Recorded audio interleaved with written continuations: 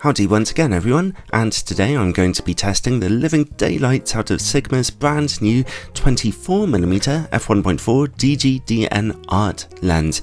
It is a full frame, wide angle, bright aperture lens for L-mount mirrorless cameras and Sony E-mount mirrorless cameras only, and I'll put its price in the description below for you when I know it.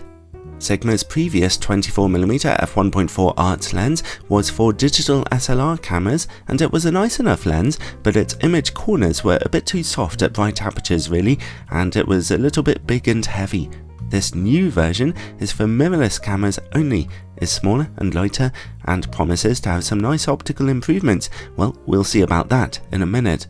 Those of you who watched my review of Sigma's also new 20mm lens heard me going on and on about how much I love that particularly wide angle. Why go for a 24mm lens when you could have a wider 20mm model, also with the potential of f1.4?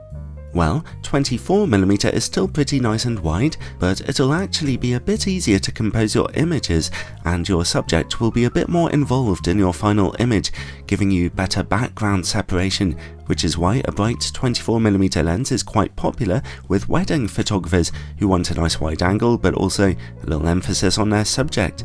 24mm lenses can also be a little smaller and lighter, as their optical formula often doesn't need to be quite so complicated.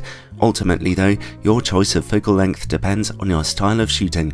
The build quality of this lens is typically tough and solid for a Sigma Art optic. Its weight is 520 grams, so not too heavy, and actually about 30% lighter than the older version for digital SLRs. Additionally, this lens carries pretty much every technical feature that Sigma currently offer.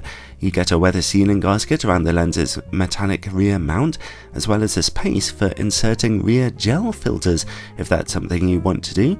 Then comes the Aperture Ring. It turns with nice positive clicks, although at the flick of a switch it can turn smoothly also for more advanced video work. The Aperture Ring can also, handily, be locked either in or out of automatic mode, a handy feature for those who find themselves unintentionally turning the ring and messing up their aperture settings. There are also a number of focus controls here. You get an auto manual focus switch, never to be taken for granted these days, also a focus hold button, and a new feature, a manual focus locking switch. This makes the focus ring completely inactive once focused, which can be helpful for some people, for example astrophotographers, who might otherwise use sticky tape to hold the focus ring in place. The manual focus ring is rubberized, turns very smoothly, and the focus motor responds very well to it being turned. Focus breathing, as you can see here, is really quite noticeable on this particular optic. The autofocus motor is silent, accurate, but just averagely fast when shooting in single shot mode. As usual on a Sony camera, if you switch over to continual autofocus mode, it's a lot faster. Focus speed isn't normally a big issue on such a wide angle lens anyway, but when shooting at f1.4 it could be important. The lens comes with a large and well-designed plastic hood with a special locking switch to it. It does not feature image stabilization, and its filter thread size is 72mm. Overall, it's 10 out of 10 for build quality here. Alright, so image quality. I'll start by testing it on a full frame camera, my 42MP Sony a7R III. In-camera corrections are turned on. In the middle of the image, straight away from f1.4, we see excellent sharpness and contrast and neutral colours. Let's look over in the image corners. Corner image quality is a little bit soft here, but just about acceptable for most users.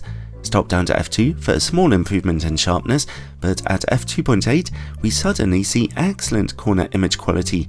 At f4 and f5.6 we see further minuscule improvements that lead to perfect image quality from corner to corner. The lens stays this sharp down to f11, although as usual, stop down as far as f16 and softness will emerge due to the effects of diffraction. So the lens has stupendous image quality in the middle at all times, but you need to stop down to f2.8 to see impressively sharp corners. Well, let's turn off those in-camera corrections and take a look at distortion and vignetting. The lens projects a mild barrel distortion which won't really be noticeable in normal shooting. As normal for a bright aperture 24mm optic, we see heavy vignetting at the brightest aperture.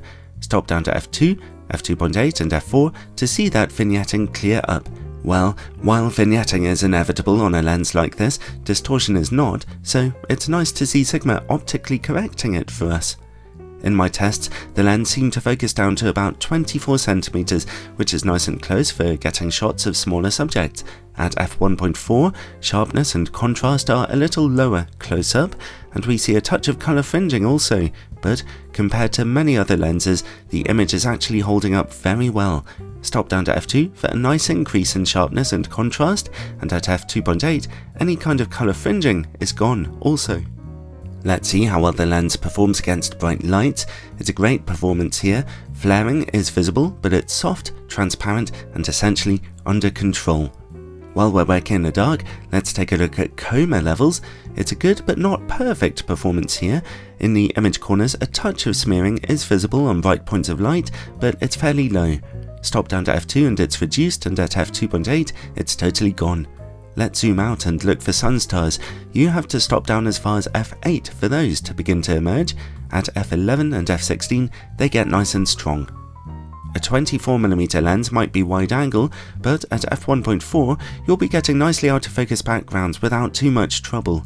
To me, the quality of this lens's bokeh is pretty gorgeous actually in virtually all situations, although sometimes particularly strong specular highlights can show just a touch of outlining. And finally, related to bokeh comes longitudinal chromatic aberration, so let's take a look. It's a weakness for this lens really. At f1.4, colourful edges are clearly visible on bokeh highlights. Here's f2 and f2.8. It's only really at f4 that it goes away, so that's a below average performance. Overall, the Sigma 24mm f1.4 DGDN art puts in a fairly strong performance, but not a perfect one. The key issue for me was that I was hoping for a bit more sharpness in the image corners at the brightest apertures.